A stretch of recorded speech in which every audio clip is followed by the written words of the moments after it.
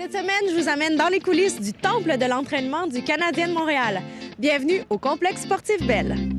Situé dans le quartier 1030 à Brossard, le complexe sportif Bell a ouvert ses portes le 12 décembre 2008 et accueille depuis les entraînements du Canadien de Montréal. Dès l'entrée dans le complexe, la boutique Tricolore Sport Montréal invite le public dans son enceinte qui regorge de petits trésors aux couleurs du CH.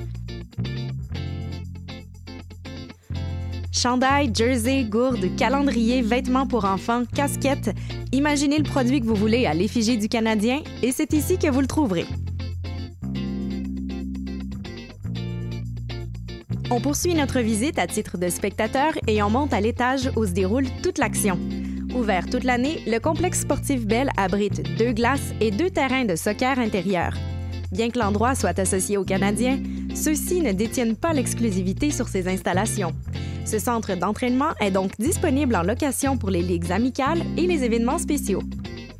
Une grande salle à manger est installée entre les 2 glaces et on y trouve un café gourmet ainsi qu'un bar pour désaltérer les parents qui attendent durant la pratique de leur enfant ou encore les téléspectateurs venus assister à une pratique du CH.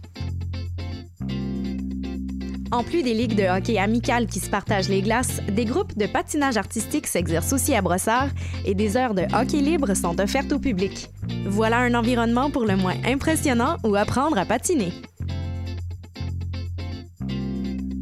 Bien que le complexe sportif Bell abrite 2 glaces, une seule est réservée aux pratiques du Canadien de Montréal.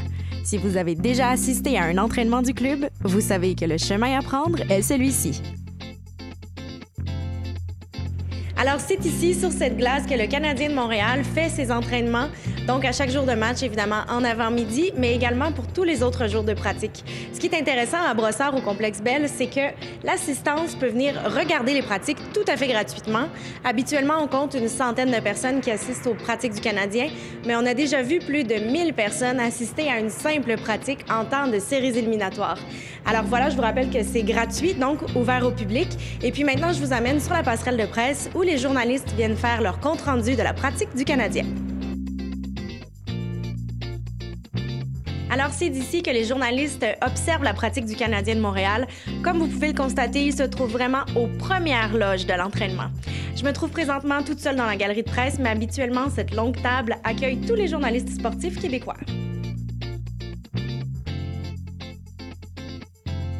Ce décor, vous le connaissez. Il s'agit de la fameuse salle de conférence où le directeur général du Canadien, Marc Bergevin, fait ses points de presse pour annoncer les grandes nouvelles qui concernent son club.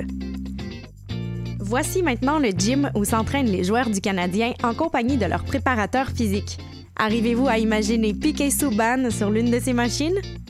Pour terminer ma visite, j'ai eu un accès privilégié au vestiaire du Canadien où le portrait des anciens joueurs de l'équipe figure sur les murs en guise d'inspiration pour les membres actuels du club.